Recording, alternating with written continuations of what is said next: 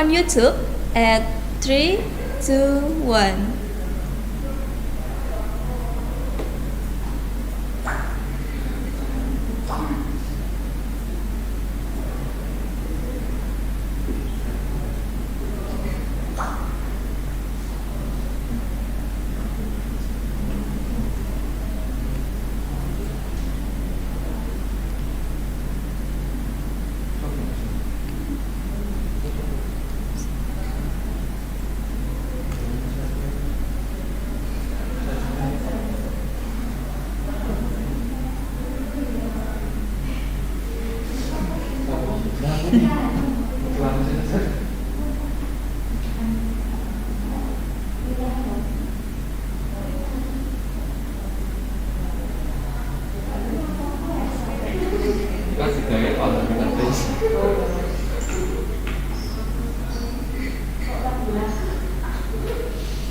Okay, for all participants, please mute your speaker.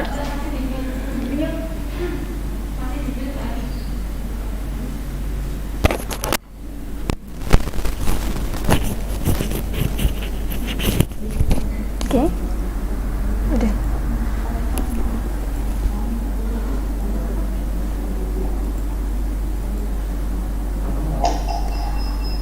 Okay, for all participants, please mute your speaker and don't share screen, please.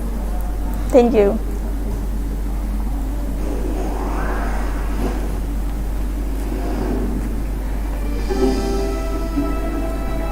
Perpustakaan UIN Sunan Kalijaga Yogyakarta merupakan salah satu perpustakaan unggulan dan menjadi rujukan pengelolaan perpustakaan di Indonesia.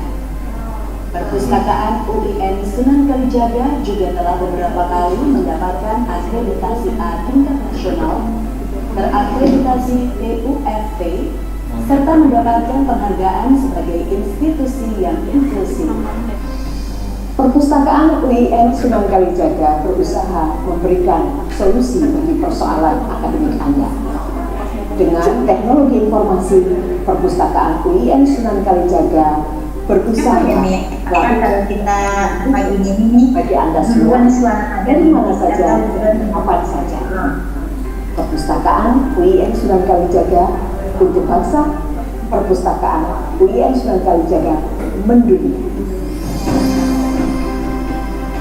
Saat ini perpustakaan UIN Sunan Kalijaga Yogyakarta memiliki 3 perpustakaan S2 ilmu perpustakaan dan ilmu lalu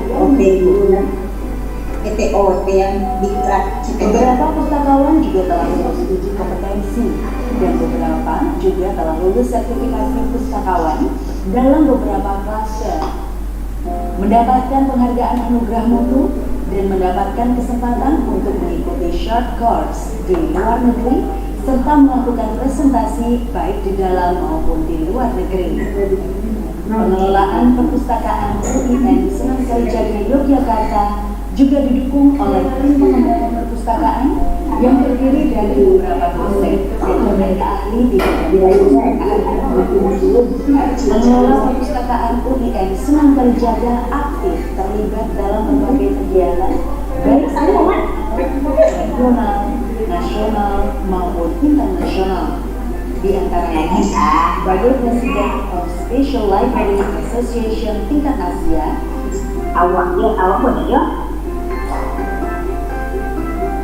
pengurus Asosiasi Perpustakaan Perguruan Tinggi Islam, pengurus Forum Perpustakaan Perguruan Tinggi Daerah Istimewa Yogyakarta, pengurus Ikatan Pustakawan Indonesia Daerah Istimewa Yogyakarta. Koleksi menjadi salah satu sumber daya yang kita unggulkan. Sebagai perguruan tinggi Islam tertua, perpustakaan memiliki ribuan koleksi bidang kajian keislaman berupa kitab-kitab kuno klasik dan modern, dan koleksi yang menunjang kebutuhan sivitas akademika dari berbagai program studi dan menjadi rujukan bagi mahasiswa, dosen, peneliti, maupun umum. Koleksi-koleksi tersebut terdiri dari koleksi tercetak, electronic journals, electronic books, serta koleksi institutional repository yang berupa skripsi, tesis, disertasi, serta hasil karya penelitian sivitas akademika yang bisa diakses kapan saja dan di mana saja melalui portal lib.uin-suka.ac.id. Peminjaman koleksi perpustakaan UIN Sunan Kalijaga bisa dilakukan secara mandiri menggunakan sistem Tewas ya. verification. Teknologi ini adalah integrasi antara aplikasi otomasi perpustakaan berbasis web dengan program Electronic Library Management System yang menggunakan teknologi gelombang radio untuk mendeteksi koleksi perpustakaan dan dilengkapi dengan teknologi Electronic Gate atau pintu masuk elektronik di mana pengunjung diharuskan mempunyai kartu anggota agar bisa masuk dan mengakses fasilitas perpustakaan. Di perpustakaan ini juga terdapat Difabel Corner yang merupakan unit layanan yang disediakan khusus bagi pemustakaan difabel atau pemustaka yang berkebutuhan khusus seperti tunanetra, tunarungu atau bicara, dan tunadansa. Di tempat inilah para mahasiswa penyandang disabilitas belajar, bersinergi, mengakses informasi, bahkan mereka bisa mengakses informasi melalui menu data repository yang ada di lib.uin-suka.ac.id.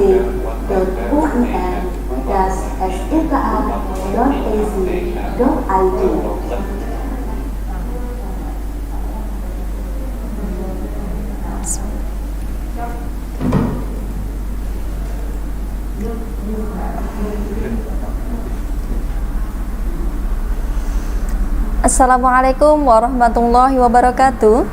Good morning ladies and gentlemen. Greetings from Yogyakarta, Indonesia, and welcome to Islamic State University of Sunan Kalijaga Library Zoom meeting. I am Azizah, the librarian of UIN Sunan Kalijaga Library, and it is an honor for me to become Master of Ceremony. Today, we proudly present the International Talk Visiting International Librarians 2021, organized by UIN Sunan Kalijaga Library, SLA Asia, and Association of Islamic University Library.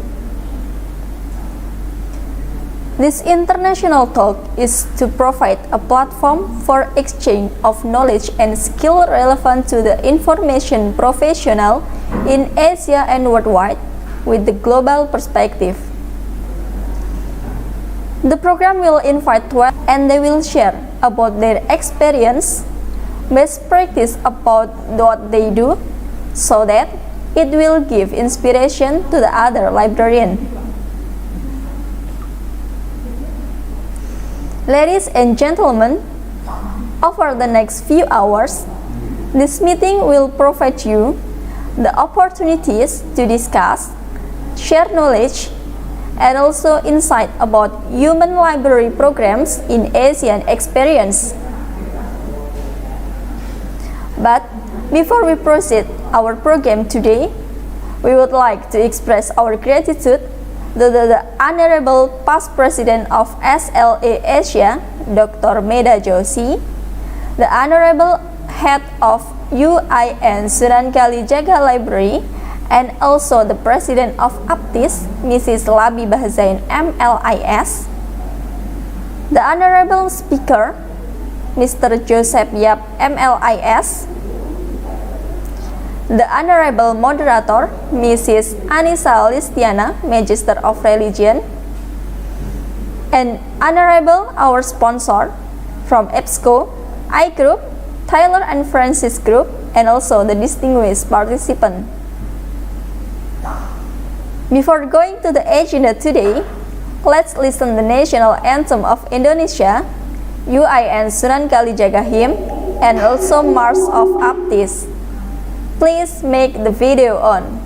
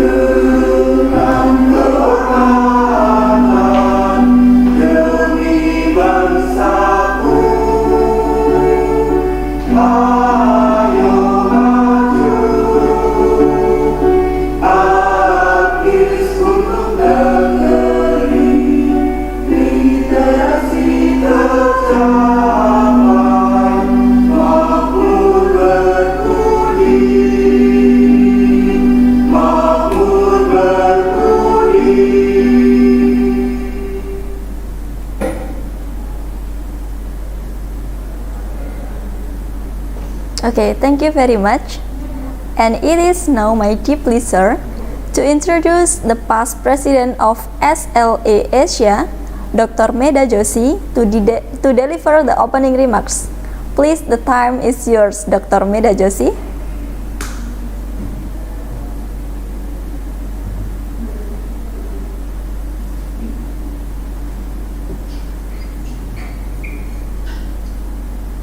Hello. Hello, okay. Hello.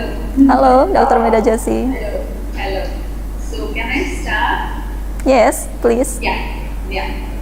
So, well, a very good morning to everyone, Dr. Labiba, Dr. Joshi, Anisa, Anik, and everyone, my dear friends. It's a great connecting with you all virtually. And I must thank Dr. Labiba for having me to do the openings of such a wonderful series. I have been watching few of them. It's very interesting and it gives you a lot of activities to do and understand so many things. But before I start to make my opening remarks, let me congratulate you all. Everyone on this entire team who have relentlessly organized international talks of visiting language series. And I must state that I appreciate the sign language interpretation of the talks. It's so inclusive and really something we should adopt every time we do an event. Coming to the topic of today, the human libraries, it's a very interesting, started almost a decade ago and it's picking up over the world. It's expanding interactions, it's amongst people, it's networking, it is bringing up the hidden talent, and not only that, honestly sharing your experiences with someone whom you really don't know, and helping the other person to look at it very carefully, understanding things, breaking myths, misunderstandings about certain things, is really something that is needed in today's time when we are really bogged down by technology and we are really becoming a kind of little humanness is lost and every profession is now looking towards the human part of everything. So I guess this also helps you the human touch because digital libraries are losing that and we are all fearing it about. So this is what about the human libraries. It's promoting inclusion amongst diversity, challenging stereotypes and discrimination.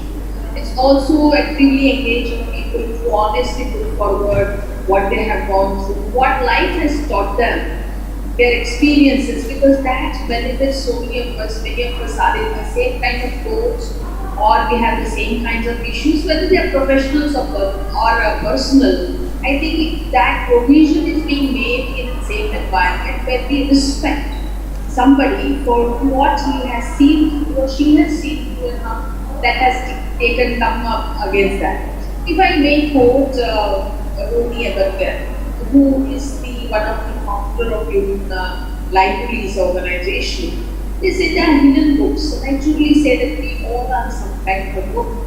We have hidden talents, we have knowledge, we have huge amounts of experience from by life, and environment that is not documented in digital medias.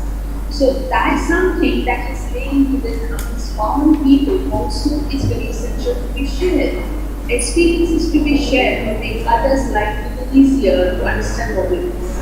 If I quote again what he says, these libraries provide us a chance to be read by others and have a spot on the bestsellers list. It's a wonderful thought, gratitude and recognition of these experiences and the sharing of thoughts and ideas which I have gained through my life, through the struggles and through the expeditions in life that I have taken in different periods. I think it's a great opportunity to feel the experience of somebody else and an opportunity for us to ask questions and answers. So actually it is sharing of experience of worldly knowledge that is gained through life's experience of others and showing us a way of hope, ignite enthusiasm, dispel fears, myths, learn, understand and inspire us in every way to do our best and lead to success. I'm very certain that Ria will be sharing most interesting aspects of this and practices of the same and forward through the next. And I guess all of you know also. India has 9 chapters of Yogyakarta associations, right? They are in Delhi, Hyderabad, Indore, Chennai, and Mumbai. And Mumbai it seems is doing well because they celebrated its first anniversary 2 years ago. SLE is an organization with members of over 75 countries, more than 55 regional chapters, and a number of specialities or communities of different aspects coming together, sharing academic. So it has different areas of topics where it forms a small community and you can share and be a part of that and ask questions, seek help and support if somebody needs anything like that. So if I may say, I don't think I would be completely wrong if I choose to say that SL is also kind of if we think we are very close to what human life this concept is about, and we are librarians, we are diverse, we are networking across the world with different specialties and sharing and sharing ideas, experiences, practices, thoughts. I will not be the same. Only thing is, we are actually not in an environment for life settings. We are in a different groups like maybe at events and social aspects of that. But I feel the essence is the same. If you look at the SLA annual conference of SLA Asia events, they are something like this. We are diverse people coming from diverse backgrounds, diverse activities, diverse professional expertise. Yet we are together, we are exchanging thoughts, we are learning from each other. It's fabulous to attend these two events always. And I personally I would more vouch for it because it's typical of Asia chapter, very unique, very well done, very well organized by and so much of enthusiasm to see amongst our old friends. So the concepts of international talks, of visiting libraries, of webinars itself is very interesting, bringing us close. So again we are coming back to the same thought of bringing people together from different places, different countries, different expertise, asking us, helping us to understand how they work. We may have similar problems because when I listened to Shantanu or Dr.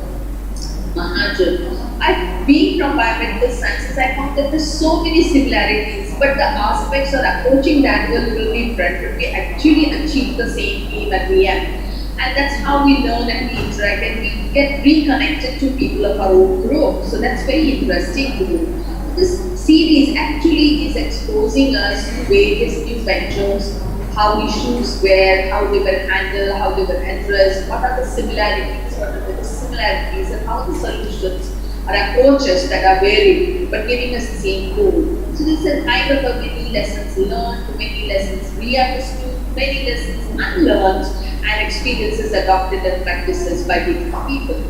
And we congratulate every one of you on this, who are actively organizing this series. It's interesting, it's a great job done, and I do congratulate you all for doing this so relentlessly. It's a great experience for everyone, a re-networking, becoming friends again. We have lost somewhere, so we pick up the threads back again. It's very well done. The series is actually achieving that, and I think it should continue to do so even after its specified period that they have discussed.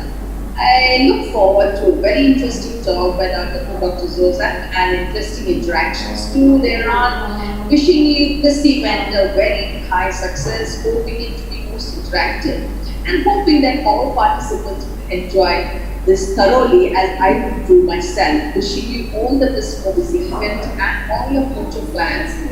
Stay safe and take care of yourself. Thank you very much once again for having me, and I hope you'll enjoy very much. Thank you. Okay, thank you very much Dr. Medha Joshi for your speech. Okay, now we come to our main program, who will be led by our moderator, Mrs. Anisa Listiana, Magister of Religion. But before it, I want to give information for all the participants that want to get electronic certificate. Please fill in the attendance form and take a note that the registration key is 5, 7, 4, 3, 6, 8. I want to repeat once again.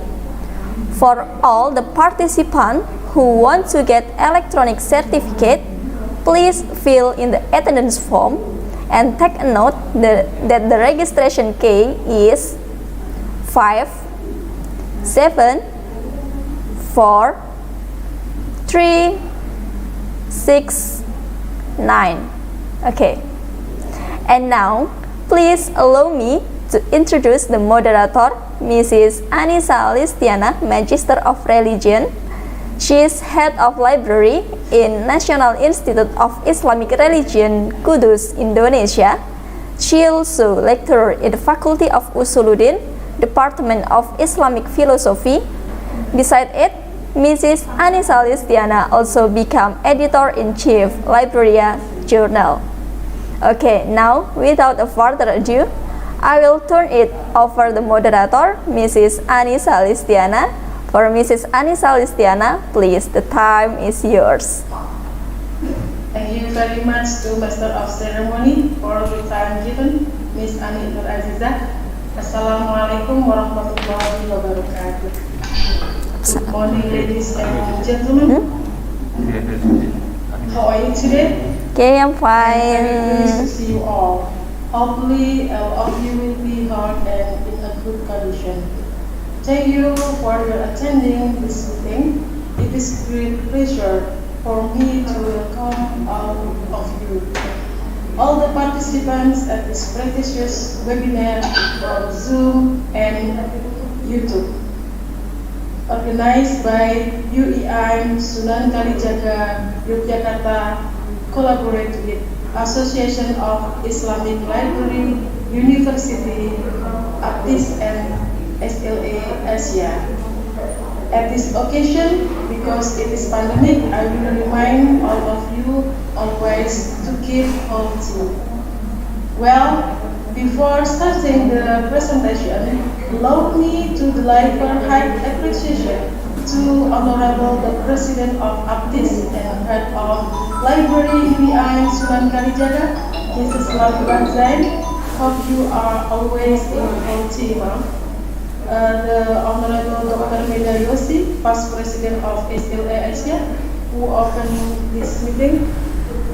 Nice to meet you, Dr. Medha Joshi. The Honorable our speaker, Mr. Yosef Marmoya. Nice to meet you, Mr. And our beloved Jamaah Sunniyah, Utubiyah, and all Jamiyah APPTIS around the world.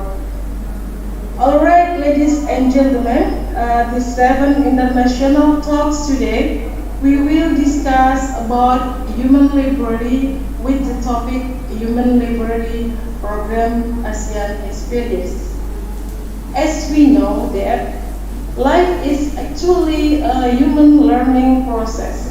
It can be done through anything. Only humans today have been greatly helped by books and technology for learning.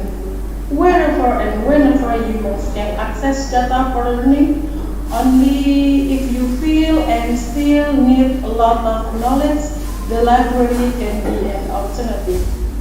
However, not all things can be recorded in books and data. The facts of human experience are very complex. And the complexity that human have is what actually places human as a pile of books or data, which is now known as the human library. It can only be read and explored through communication with it. Communication is a means of reading and learning to understand that every individual or group of people has their own experiences and characteristics. The existence of human diversity with various backgrounds and conditions, of course, will teach readers that each individual or group should be placed according to their condition and not labeled negatively, and it is appropriate to take prejudice on them. And then the question are, what is the human library programs? and what is the significance of the Human Library Program now and the next time. But don't worry, it will be answered because in front of us we have our standing speaker, Mr. Yosef Yap, who expert and has many experience about Human Library Program. But before our speaker deliver the presentation, I will introduce to you all about Mr. Yosef Yap, Senior Expert Librarian, Nazarbayev University of Kazakhstan. Mr. Yosef Marmol Yap, Master of Library. His academic background are Bachelor of Library and Master of Library at University of Philippines, Dalaman. Specialization, Achievable Studies and Health Librarians. A professional experience like Information Research Officer, Instructional Media Service in Manila, Expert Manager and Senior Expert Librarian in Nazarbayev, Kazakhstan. Many committees held at Nazarbayev University, award, honors, distinction received like American Library Association, Passcode Germany, and many things. Scholarship, fellowship, grant and short-term online training course like research and publication of best practice and many things. And professional activities, membership in professional organization, national and international like IFLA, SLA, Association of University Libraries of the Republic Kazakhstan, Philippine Association for Media and Information Library, and many others. Many articles, papers, book and bookstore chapter which are published and present in national and international meeting dedicated to Mr. Yap. I'm so sorry, Mr. Yap, I can't read all your background because there are 24 pages. But the point is, Mr. Yap is really someone expert in library. And before Mr. Yap deliver his presentation, I will give you the rules and webinar conduct. The presentation will be delivered at 20 minutes, and after that we have question and answer section. All participants can ask the question in the chat room, in Zoom and YouTube, and will be answered by Mr. Yosef one by one. During the presentation, all participants must turn off and unmute the microphone. Okay, we are going to the presentation. The time is for you, Mr. Yosef, yeah? Please. Thank you so much, Miss Anisa, for that introduction. It was really generous, actually. Greetings from Kazakhstan, everyone, and great day to all the participants and organizers who are tuning in right now. It is nice to see all of you, officers, fellow members from SLA, Asia, Dr. Medha, Dr. Shintanu, Dr. Iba, and everyone here. It's Maria. I am honored to be part of the Visiting Librarians program of SLA Asia and the Association of Indonesian Islamic University Librarians and the main organizer, which is UIN Sunan, Kalijaga in Yogyakarta, Indonesia. Today's session is all about the human library, its concept, and how we can adapt this program to our own libraries. Let me just share my screen. There you go. And the title of my presentation is Human Library Programs, the Asian Experience. We were the first one to organize human library in the Philippines when I was still working at Lasal University Libraries in Manila. I became the chair for 4 consecutive times and remained to be a member for several years. In Kazakhstan, I was a co-organizer and attended several human library events within Nur Sultan and Astana, and even virtual events conducted in some parts of the globe. So let me proceed. So What do we expect from today's session? There are three things here. The concept of human library, the experience itself, and existing programs in Asia, particularly with a focus on Southeast Asia. And I am so happy that Dr. Medha mentioned a lot of chapters of human library in India as well. So, is there a mirror near you? If there is, please grab one. Disclaimer, just tell everyone that I am a librarian, I am not a psychologist nor a psychiatrist. So the points raised are for discussion purposes only. So how often do we look ourselves in the mirror? If the mirror can speak, what will it tell us to the kind of person that we've become? Why am I asking these questions? It is important to understand how we perceive ourselves and how we perceive others. How we judge others versus how we look into our own self.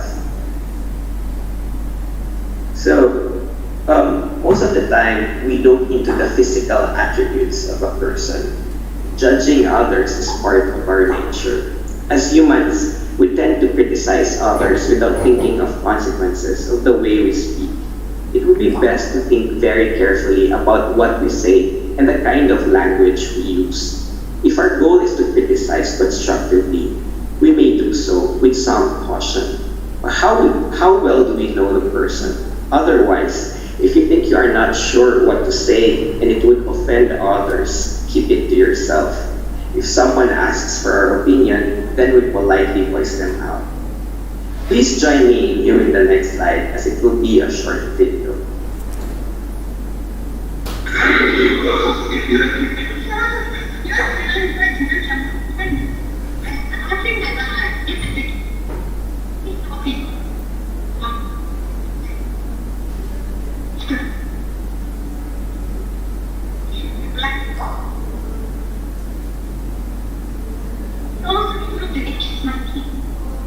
The theme of the video is about prejudice. In this YouTube video, which I shared the link in the slide, students talk about ancient prejudice.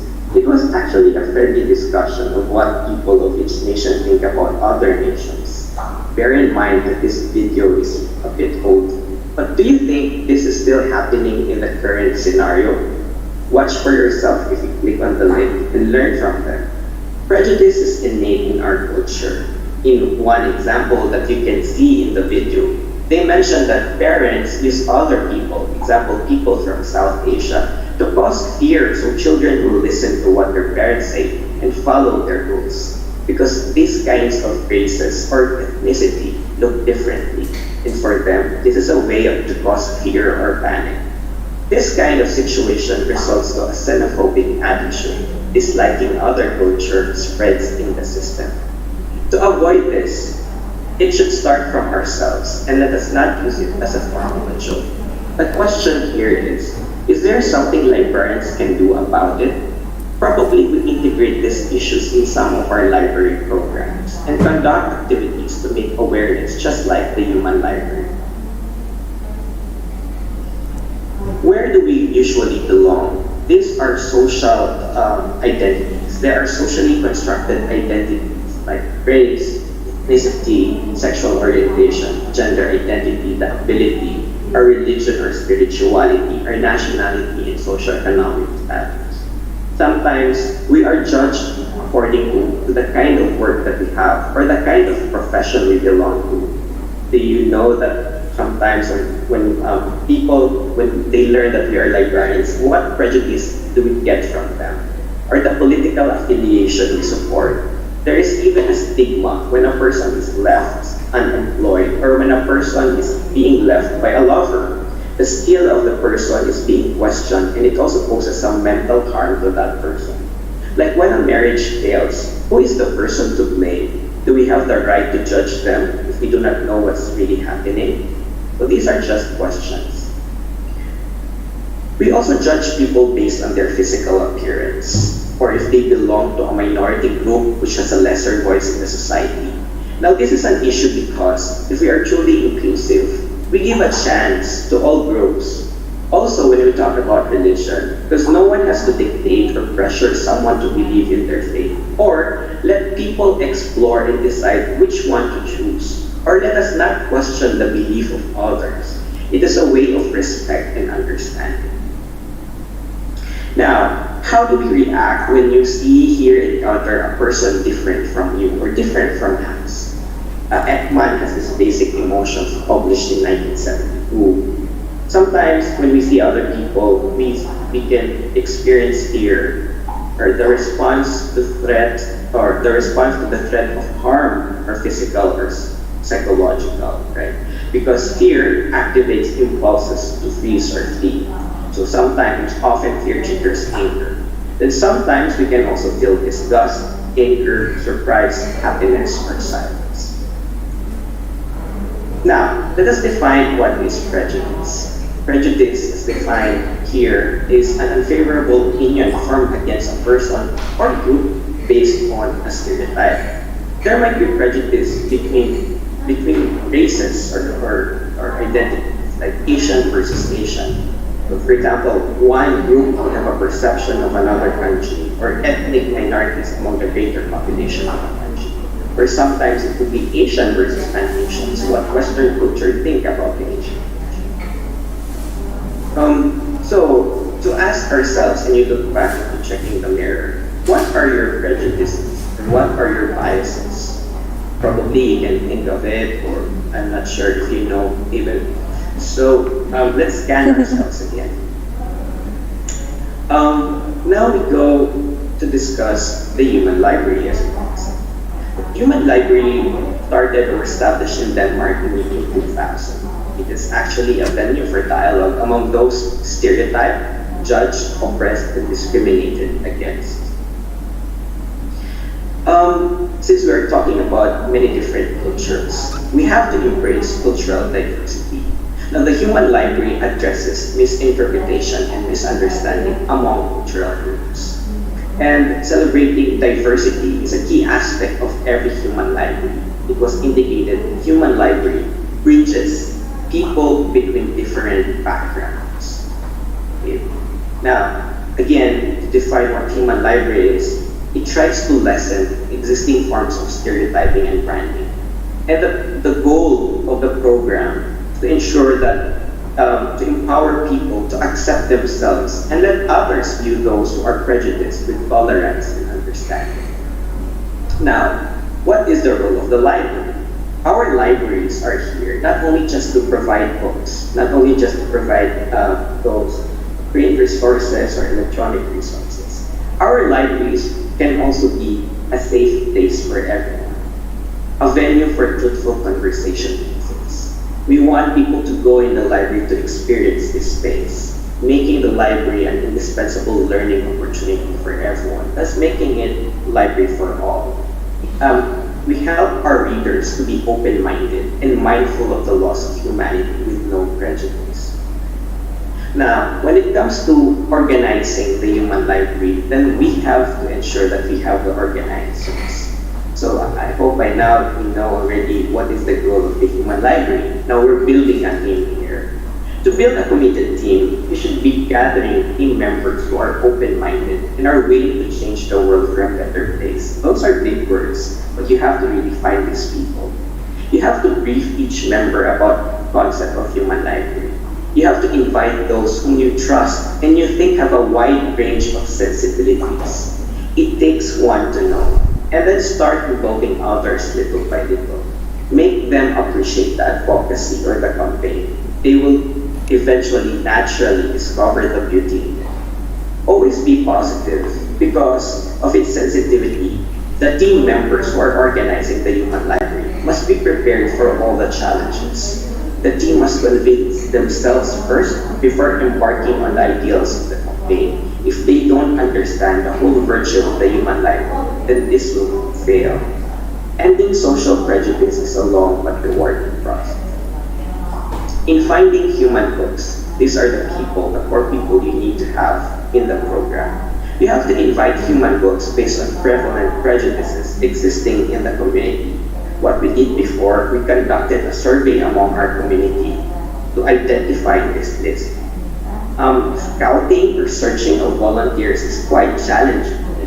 And that's why you have to look for it by asking people around. Clearly, it was not an easy task to invite human books, so we were not able to scout all the top prejudices given to us from our survey. Evidently, the main challenge of the team was to find the suitable human book that would represent the identified prejudice. Each committee member was tasked to find one. So this was quite a difficult phase, as we initially relied on personal network acquaintances to check Masih aku rakit atau mas? Mas Habib. And also, we Iya, aku have to rakit kan? prepare a volunteer agreement, Aku rakit kan? a form which the human book would understand the details of the program. This is just a summary of the human books.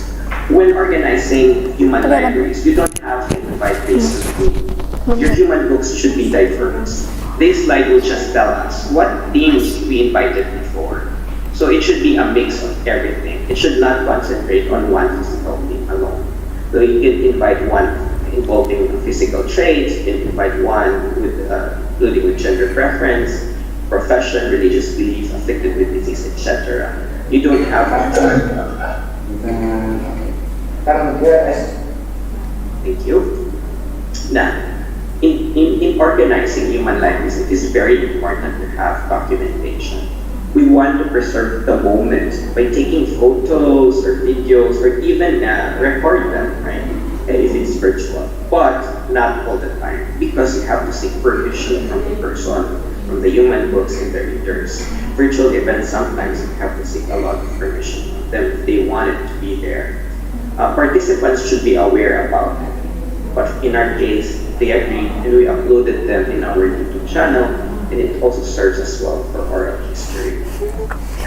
As a human book, we also catalog them just like real books, and we posted them in our library portal.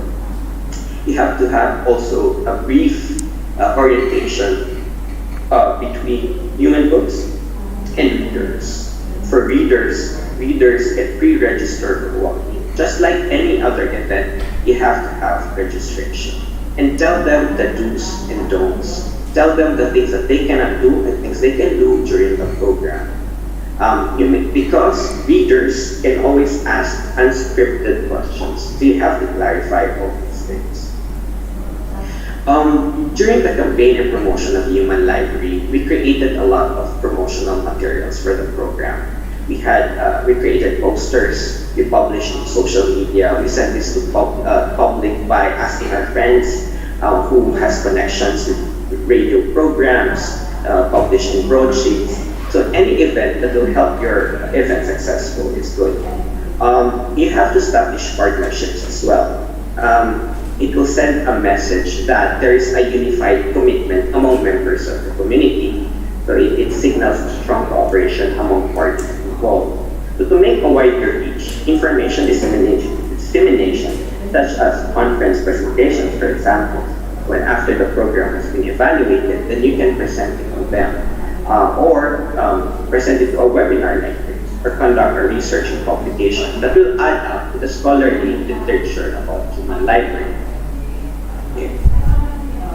Here, with each event, or probably after this also international talk, we conduct evaluation, right? And we ask for the reaction, both from our books and readers, which are our participants. So here are their responses, both from the human books and readers. They say that the dialogue has no structure, making each long period a unique one. It's important, however, that the readers are appropriately briefed about the activity as to enable them to find a common ground during the interaction. So these are their learnings during the event. And a very good one is that one said that acceptance oneself in others. It is also important sometimes that we appreciate our volunteers, because we do not pay human books. We tell them that this is done voluntarily. But on our part, we extremely believe that it's also important to give back to them for sharing their time. So in organizing any event, it's also good if you have the budget to provide tokens or certificates to those involved who work tirelessly for the program. And the next one, So when I came here, there was a human library already. So in Kazakhstan, particularly in our university, the event started in 2016. And we already hosted 5 activities. And this is just a screenshot of what we did from the last event. Human library in ASEAN. So we conducted a study before, and it was published in a Japanese book actually. So the first in ASEAN who did human library was Thailand. It happened in 2010, and then followed by Singapore, Malaysia, Philippines, Vietnam, and Indonesia. I have the list of universities or institutions if you are interested. Now, Human Library Indonesia, as mentioned here, established by Human Library Indonesia itself in partnership with one university. This is their Instagram account. Let's watch this video once again, another video. I found today's experience quite enjoyable. To start with, what is my story anyway? On my first read, she asked me just to tell the general story, and then she had stuff about Parang gue lagi. Parang ngomong lo, wedi. Tak kira wis di mute. Tak kira wis di mute. Iya toh, lo saya buka. The things that come up in life and how it is so good to hear other people's stories. Yeah, I think it's a really lovely idea.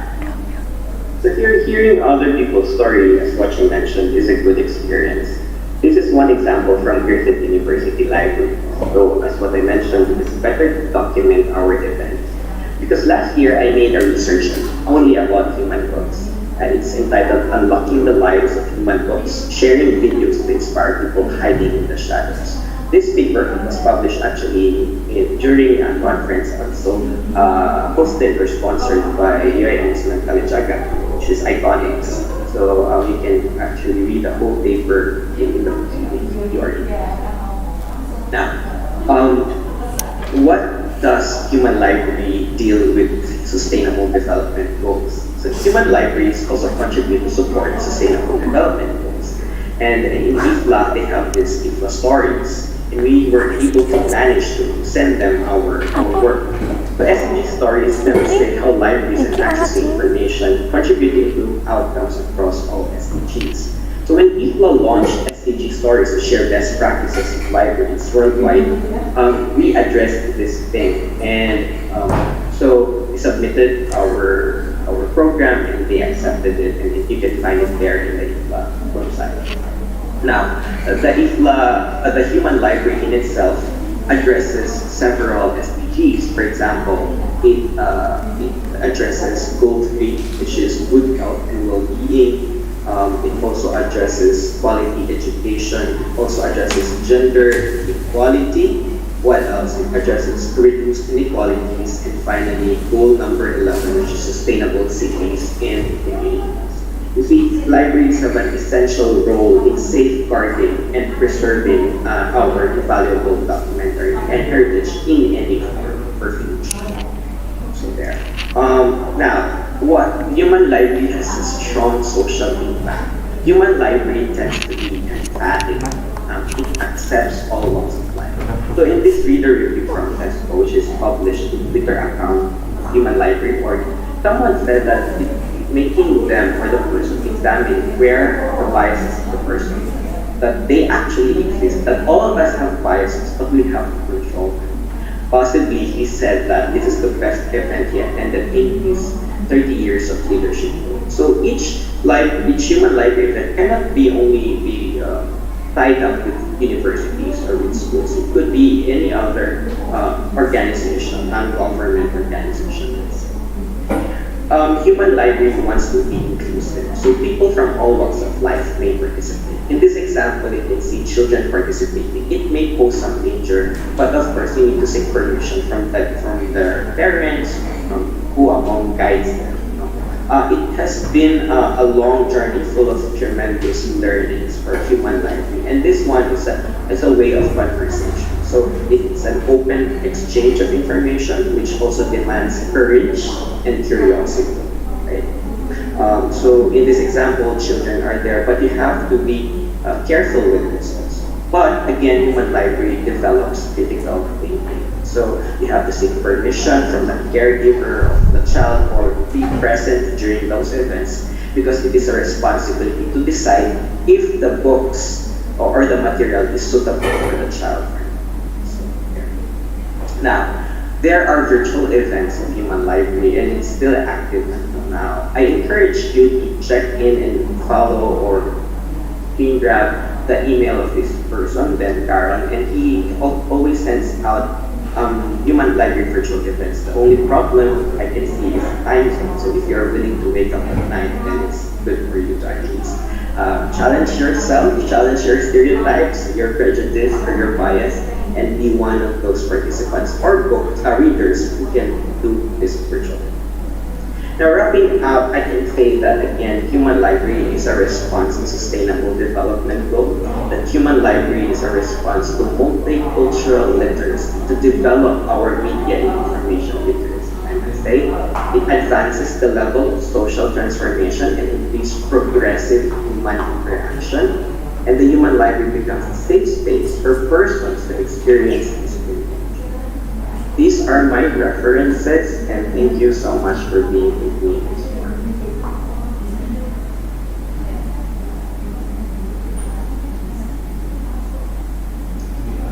Okay. Thank you very much, Mr. Yosef. It is very inspiring and interesting presentation. We are learning many things from your experiences of Human Library program. And from your presentation, we know that Human Library is very, very important and must be the priority program in the library. And now we are going to the session answering the question from the participants. There are many questions in chat room and chat box on Zoom and YouTube. I will read one by one. The first, or maybe the participant will ask directly from Zoom. Okay. I read one by one. Mrs. Ulfah Andayani, the question.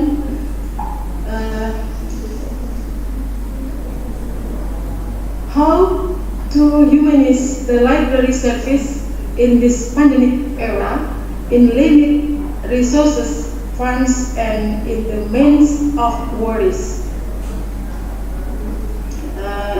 Mr. Yap, please answer this question. Thank you for the question, Ulfa and Dayani. Yes. How to proceed with our program right during the pandemic. So as I've mentioned, you can actually create, okay, first of all, if you want to organize a Human Library event, you have to seek permission first from the main Human Library organization in Denmark. In their website, there is a form there that you are interested to come up with a Human Library event. Then when they approve your application, until then you can only start creating or developing your own Human Library program. Again, you cannot create your own Human Library program without permission from the Human Library organization in Denmark. So that's first. And then, because it's pandemic and we are limited, as I mentioned, there is one example where you can create virtual events. Right now, everything is virtual like this, right? You don't have to go to the physical venue. So I guess you can start first survey by doing a survey and asking your community members what are the prejudices they have, the biases, and form a group of people who will be involved in this project. And I think that's a good start with lack of faculties. For as long as you can do that virtually using any platform which is free. Could be Zoom, or Google Meet, or whatever that's available to you. Okay, thank you, Mr. Yap. And second question. Some equate between Human Library and Librarian law. What do you think about it? Can you repeat the question again, sorry? Okay, some equate between human libraries and librarian law. What do you think about it? Some equip, is that correct? Equate between human library and librarian law. I'm not sure if I understand the question. Maybe it is the differences between Okay. librarian loans and human library. Human library. I get, okay, great, good, thank you. So, the traditional loaning period of materials of books, right? We come out and there is like a limited loaning period, right? So, when we started our human library program at DLC before, we tried to become, we made sure that these human books are like real books. We check them out. There is a specific plan. We actually have a barcode. We created those barcodes and we scanned them. But of course, we do not put the barcode in a person. We just have a sticker and place them in a holder. And then when a person wants to borrow this book, we check them out and then we return it. But of course, this is a tedious process. So we changed this experience. We just made sure that they register, just like that, just like in any event, then they come and go to the rooms where they wanted to interact with the human books. So it's really an experimental one. But actually, a human library is just, when you think about it, it's like you loan a person to another person because there goes a dialogue about conversation.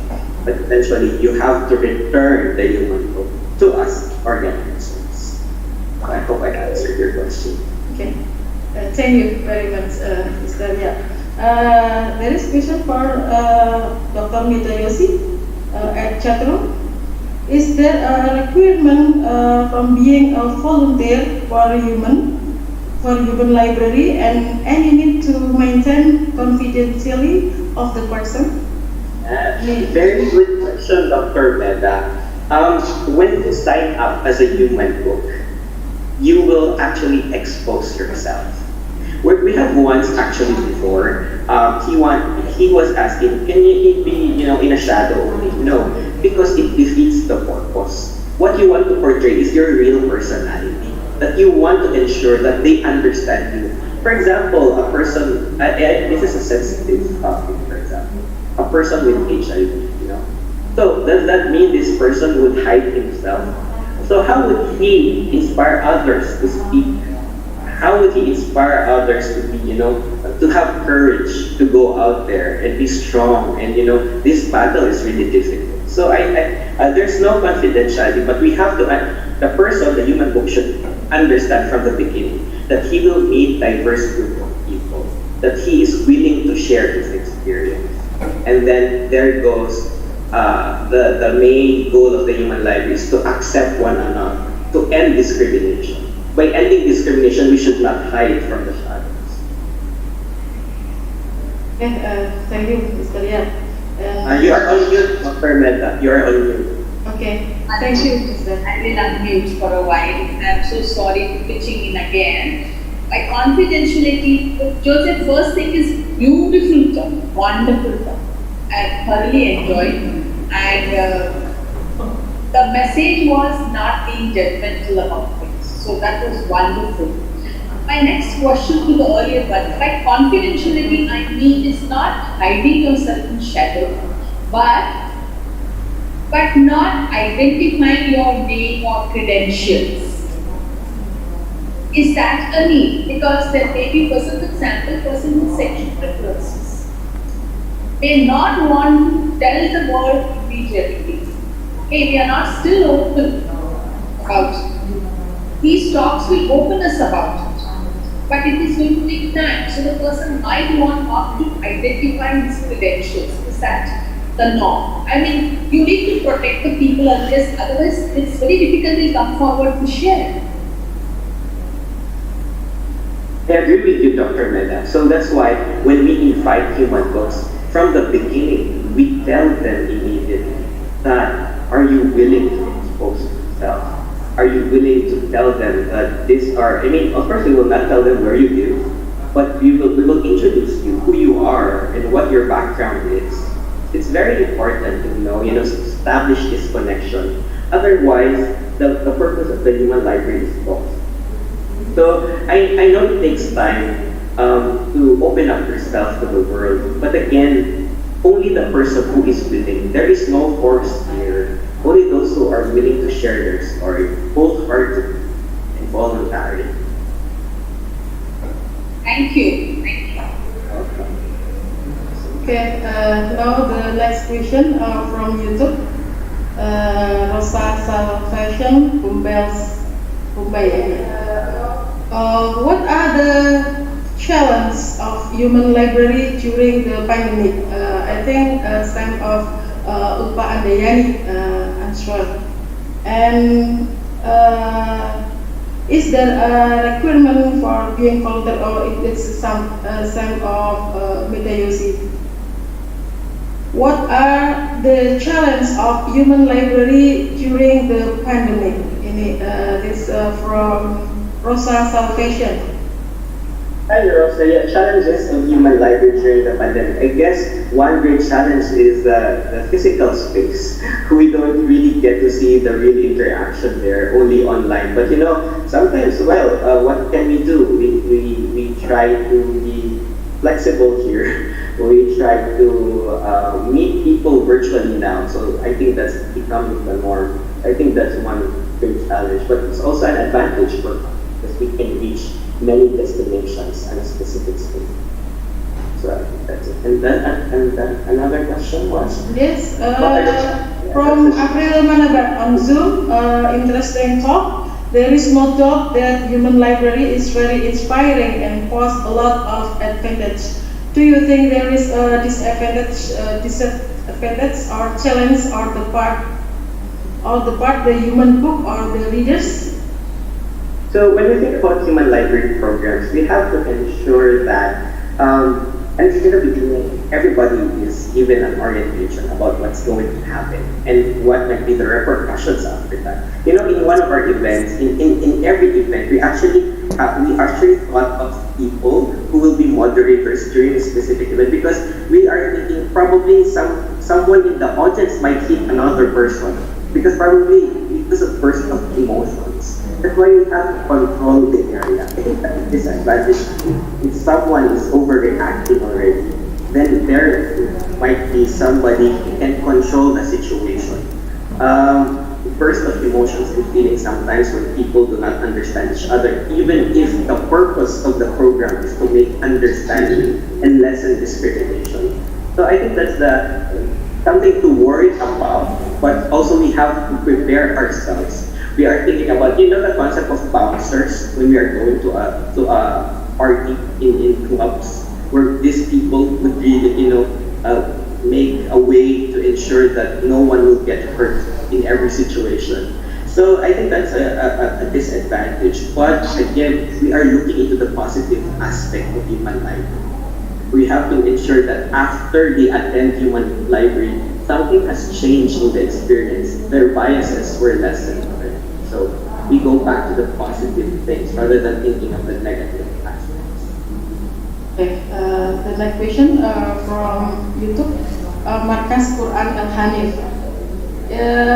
Is it possible for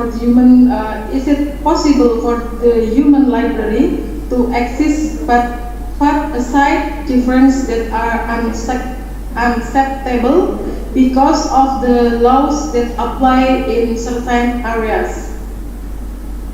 So in introducing human libraries, of course, we have to ensure that we know what existing laws are happening in a specific state, right? So that's why human library has, the main goal of human library is to break those barriers, right? But again, there are existing laws that are hard to break, and we have to respect these laws. But we try little by little, right? For example, think about these laws that are existing in your area or in your country, right? There are laws that these things you cannot do, these things you can do. But then again, you go back, is there something that our libraries can do? Is there something that we as librarians can do something? So think about it again. Try to balance things. At the end of the day, we are all humans, and we have to establish a good connection with one. Okay. There is a question from YouTube too. How can many programs from Human Library program can be realized in the pandemic era? And Human Library is the same with user-centered program. So if you really wanted, again, to conduct your own or develop your own human library programs in a pandemic era, again, seek permission from the Human Library Organization, and second, think about ways on how you can do it virtually for now. And then we are allowed to get, physically, you can set up it like in a library or probably in an open space, in a garden near the library or anywhere, so we can do that. And there is a question from Zoom. How do you protect human books? Was the Nye issue, which and your intervention to avoid social or psychological harm? Yes. From Dr. Medha Joshi. Yeah, thank you. How do we protect? Again, from the start of the program, there is an orientation, and we really tell them the things that they can do and they can do. They can actually refuse to answer some of the personal questions. We tell them that you can refuse not to answer if you feel uncomfortable or you are not. But then you go back to the common ground and go back to the theme of why we are doing human library. Now, is there an issue which ended up with us? We need some intervention. Fortunately, for the many times that we conducted physical human libraries, nothing happened seriously. I think people are respectable when they appear and attend in human library events. They are present there to understand, to experience a good relationship among individuals, even if we know that at some point they don't agree with each other. But yet, we have what we call the role of a moderator. In every situation, we have a moderator in every room. Let's say in a human library event, we had 10 human books simultaneously, and each room has 10 moderators too. And those moderators is accompanied again by another documenter. So we have this. We have moderators or librarians, so we have to ensure that they won't end up with any harm after them. So if we see that there is something gonna affect their mental health, we can actually seek supervision from the campus psychologist. So it really goes to that level, but fortunately, it never happened in any of our events. That is a very interesting discuss because many questions. Okay. Next question from Nia Untirta. Hi, Mr. Yap. It is interesting presentation. I would like to ask you how to make human library a safe space for people who experience discrimination. Is there any experience of discrimination there? And how is the form of multicultural literacy carried out there? Thank you. Yes, thank you. Yeah, So, yeah, in every community, there is this thing. It exists.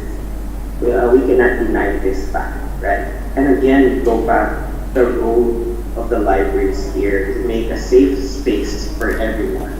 We are librarians. We build a community where we need to accept everyone. We know already there's freedom of information, freedom of access to information. Why not freedom to be part of a community where there is a safe place for everyone?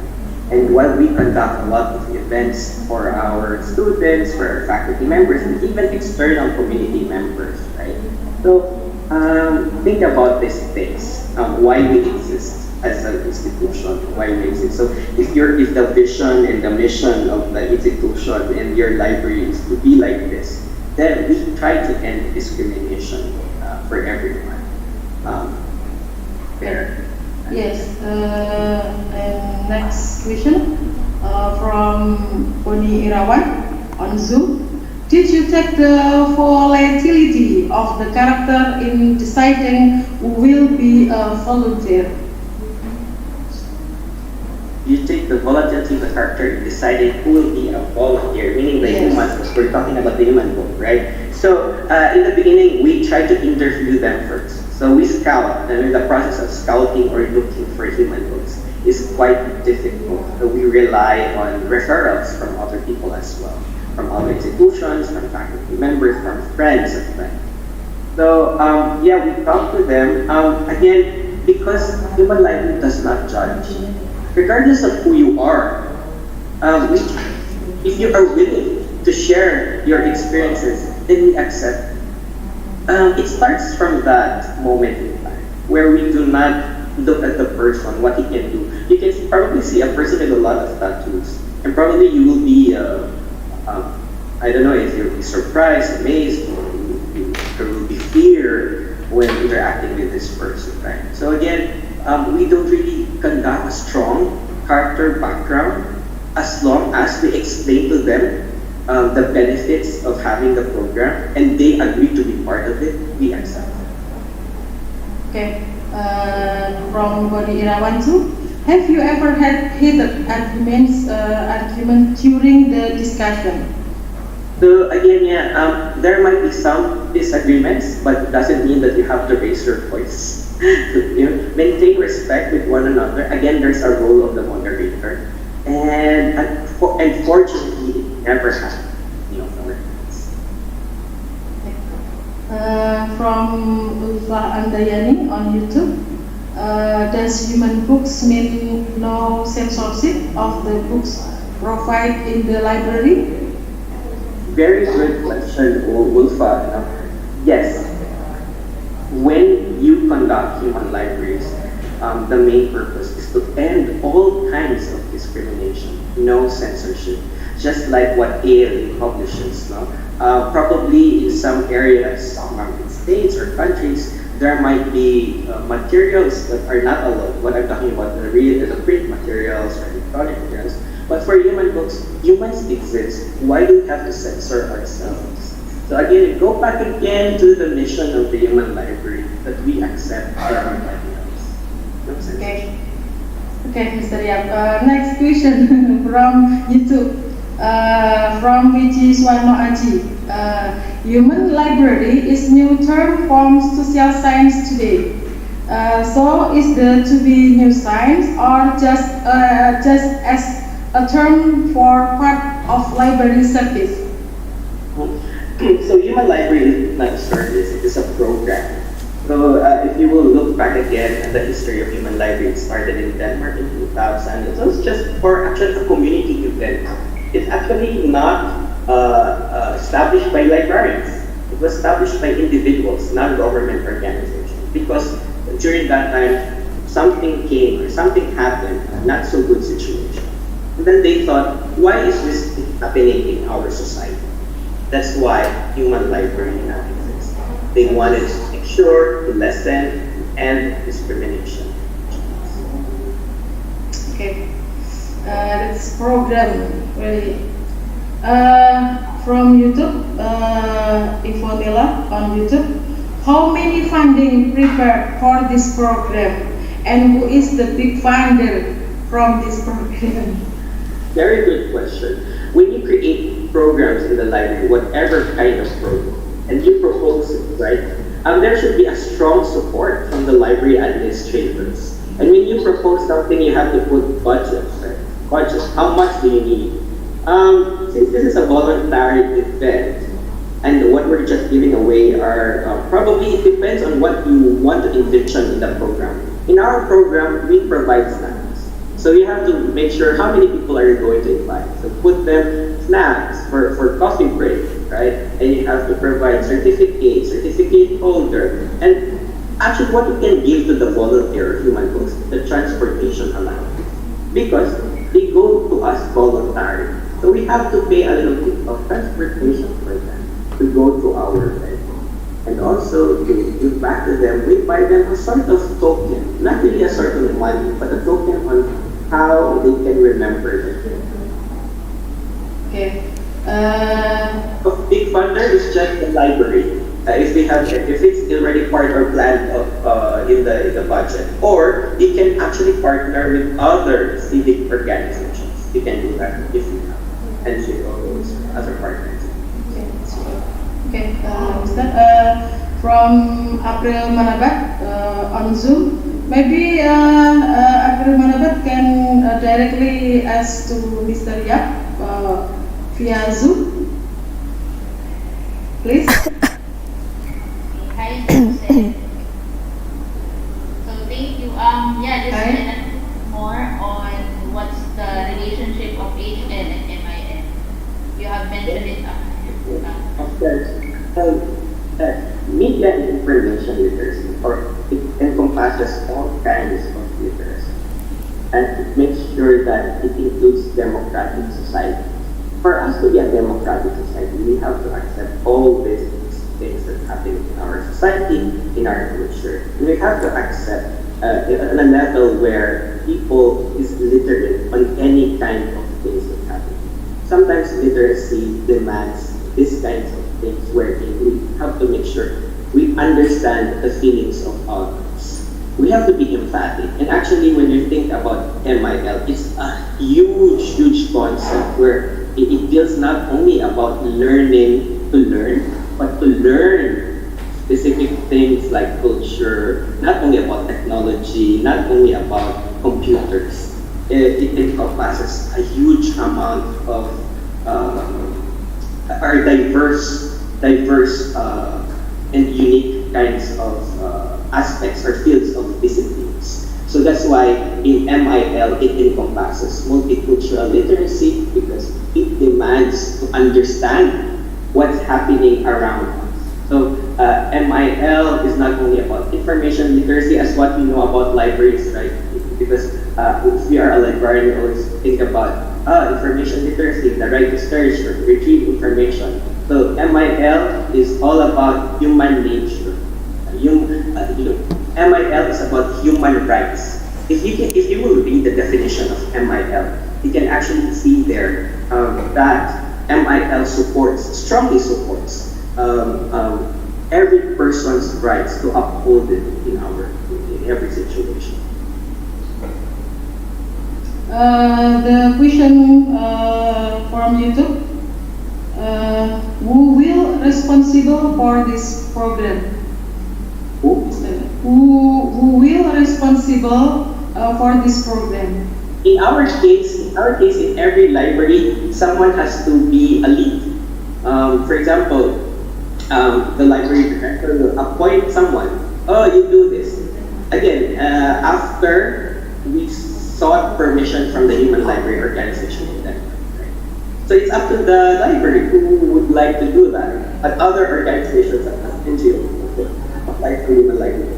So for example, in your library in Kudus or in Sunan Kalijaga, then they have to apply for this, and then the library director for as long as they understand the concept. Okay. Maybe the last question, Mr. Yap. In some case, differences might be created because of misunderstanding.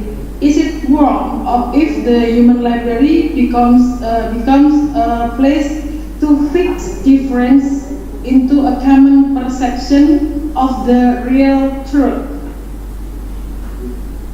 I repeat the question. In some cases, differences might be created because of a misunderstanding. Is it wrong if the human library becomes a place to fix differences into a common perception of the real truth? It's not wrong. It's actually otherwise, right? The main goal again is to make sure that after we attended human library events, is that people would realize the differences among another. We still think about understanding and respect among another. Differences will remain, but I hope that if despite our differences, we go out of the venue where we will not talk about the bad or negative things about that person. So we try to avoid them. And as much as possible, we hope that even a little bit of that, we understand where the person is coming from, what the experiences of the person are, and then we manage to accept everybody after each dialogue or conversation. What's the real truth? The real truth is the stories that comes out during the conversation. It's the real truth. Actually, we ask human books to be truthful. To be truthful in every episode of our event. They sign actually a form about it, but all the things that they're going to mention is only the truth and nothing but the truth. But of course, who are we to judge them? Again, we should not judge anybody here. Okay, Mr. Riyad, maybe you can closing sentence from Mr. Riyad because there is no question. You can closing sentence from Mr. Riyad for Human Library Program. Okay, thank you. I would like to thank everyone with us today again with thank you SLAH, APPTIS, and APPTIS, Kalijaga for the invitation of our Librarian. The main purpose of Human Library is to stop or lessen at least discrimination among each other. We want to envision a future where there is a big understanding and there is no gap among communities or culture. It is always right to understand what's happening with one another. For example, you have to open up yourself and be accepting. And remember, right? You cannot do unto others what you don't want others to do unto you, right? So it's always the golden rule. So if you don't, sometimes there is a fear if we don't know what's happening. And to understand what's happening, you have to research. You have to understand and ask. Because if you don't ask, then there is always this perception that something is wrong with that person. So if I ask you something because I don't know you, I will just base on what I see and what I hear. That's why the main goal again is to have a good dialogue, a conversation. Let us all start with this because let's not have what others are saying about others. We believe in that. We believe in someone who's telling us the truth, and by that, I hope that everybody else will stop judging each other. Okay, thank you, Mr. Riyad, for your perspective. Because time is up, it is time to summary the discussion. Maybe there are some conclusion. The Human Library Program is a non-profit organization. The aim of organization is to promote inclusion and diversity by challenging stereotype and discrimination. And the organization activities encourage people not to judge a book by cover through human books or volunteer who have honest and open discussion about their uniqueness and experiences with the audiences or the readers in safe environment. Maybe we can all become human libraries after this. Let's try to realize that human library concept in our library. This is all for me. I'm apologies if there are mistakes in my leading discussion. The last I said, Wallahul muwaffiq ila aqwamit thoriq. Wassalamualaikum warahmatullahi wabarakatuh. And we give applause to Mr. Yosef Yap and our meeting today. Okay, now I give back to Master of Ceremony, Miss Anik. Thank you very much. Okay, you're welcome, Mrs. Anisa. Very interesting discussion. Okay, last but not least, we invite the head of UIN Sunan Kalijaga Library, Mrs. Labibah Zain, to deliver the vote of thanks. Sorry, Mrs. Labibah Zain, please, the time is yours. Assalamualaikum warahmatullahi wabarakatuh. Good morning, everyone. I'm Labibah Zain, the head of UIN Sunan Kalijaga Library, and also the president of APPTIS. Actually, our librarian Isrowiyanti should be here for giving vote of thanks, but unfortunately, she got sick. Yeah, she is right now sick. She got positively infected by coronavirus. So she need to take a rest for a little while, and let's pray for her. May Allah give her speedy recovery. Amin. Today I would like to congratulate my colleagues UIN Sunan Kalijaga Library teams, SLA Asia Community, and APPTIS for organizing the visiting library program session number 7. Yes, this session has a broad insight, knowledge, and issues concerning human library. This topic will increase the awareness to avoid prejudice among human beings, so that we can live in this world peacefully and support each other. And library is the most inclusive place. UIN Sunan Kalijaga has declared itself as the inclusive campus, giving services regardless their religion, physical condition, social background, and others. So I think the concept of human library is a concept that we might adapt as one of program in our library to support inclusiveness, to support inclusive university environment. Thank you so much, Joseph Yap, for Nazarbayev University for your presentation, and we really learned a lot from you. And thank you to Dr. Medha Joshi. We feel honored that you are here with us to give the opening remark, and we also learned a lot from you too. I also want to thank to Anisa Listiana, the head of IAIN Kudus Library, for chairing this session so that the discussion was smoothly conducted. And it is a very interactive discussion today.